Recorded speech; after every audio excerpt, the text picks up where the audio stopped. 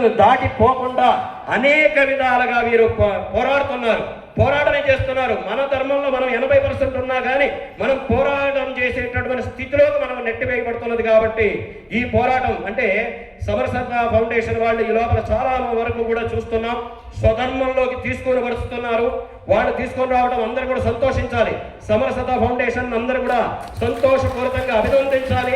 చక్కగా గొప్పదైనటువంటి ఆ సంస్థను మనం కూడా ముందుకు నడిపించాలి.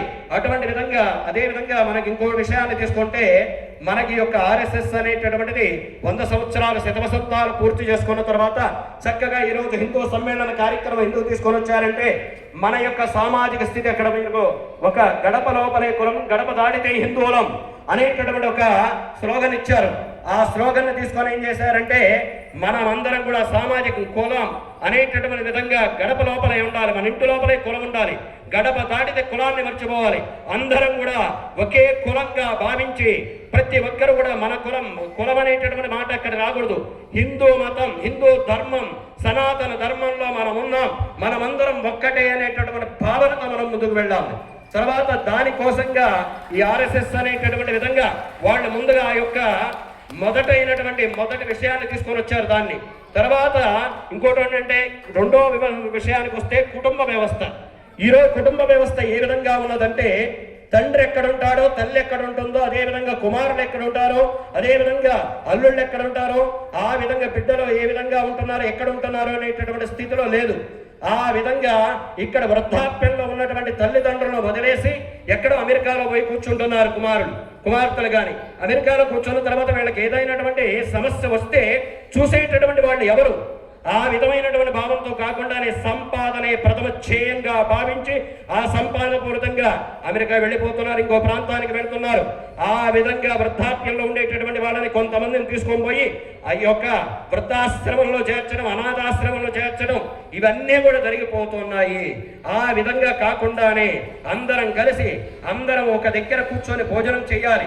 కుటుంబ వ్యవస్థ అంతా కూడా కలిసిమెలిసి ఉండాలి. అన్నాదమ్ముల బాంధవ్యం బాగుండాలి, అక్కా చెల్లెల బాంధవ్యం బాగుండాలి, అన్నా చెల్లెల బాంధవ్యం బాగుండాలి. తల్లిదండ్రుల యొక్క స్థితిని చూసేటటువంటి విధంగా ఆ కుమార్తెలు ముందుకు వెళ్ళాలి అనేటటువంటి దానికోసంగా ఈ ఆర్ఎస్ఎస్ అనేటటువంటి సిద్ధాంతాలు మీరు మతం గురించి చెప్పలేదు.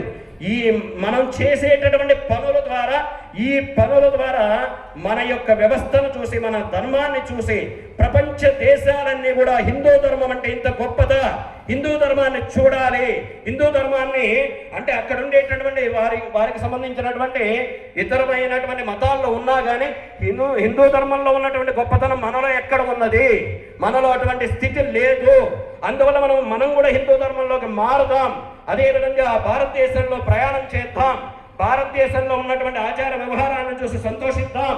అదేవిధంగా భారతదేశంలో సనాతన ధర్మ పరిరక్షణ పూరితమైనటువంటి దేవాలయాలను సందర్శిద్దాం. అదేవిధంగా అనేక రకాలైనటువంటి ఈ బాధ్యతాపూరితమైనటువంటి జీవితానికి మనం కూడా ముందుకు వెళదాం అనేటటువంటి విధంగా ప్రపంచం మొత్తం కూడా మన యొక్క భారతదేశాన్ని చూడాలనేటటువంటి తపనతో ముందుకు వెళ్ళాలనేటటువంటి విధంగా ఆర్ఎస్ఎస్ భావజాలంతో ముందుకు వెళుతున్నది.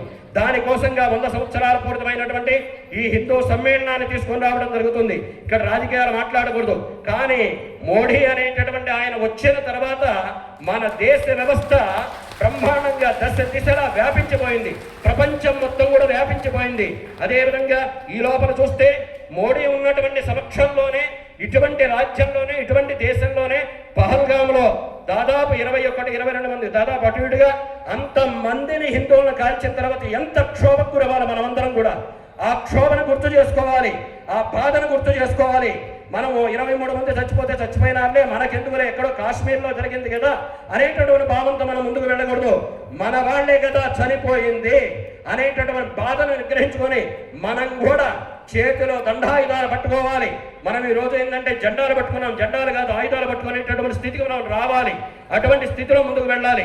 అదేవిధంగా ఇంకా నిన్న చూస్తే కొన్ని ప్రాంతాలలో ఈ యొక్క బంగ్లాదేశ్ అనేటటువంటి దేశంలో మన హిందువులను ఊచకోతకు వస్తున్నారు. ఎంత అన్యాయం, ఎంత ఘోరం. ఇక్కడ చూస్తే మనం వాళ్ళని బ్రహ్మాండంగా చూస్తున్నాం, సెక్యులర్ భావాలతో మనం ముందుకు తీసుకువెళ్తున్న వాళ్ళని. కానీ అక్కడ చూస్తే బంగ్లాదేశ్లో మనల్ని అంత ఊచకోతకొస్తున్నారు. ఎంత దారుణంగా భావించాలి మనం. ఆడవాళ్ళ స్థితి అంత ఘోరంగా ఉన్నది. మగవాళ్ళనైతే కాల్చి చంపుతున్నారు. అంత స్థితిలోకి మనం వెళ్ళిపోతున్నామనంటే మోడీ ఉన్నా కానీ చేయలేనటువంటి స్థితిలో మనం వెళ్ళిపోతున్నాం. అది ఎక్కడ వచ్చింది? మోడీ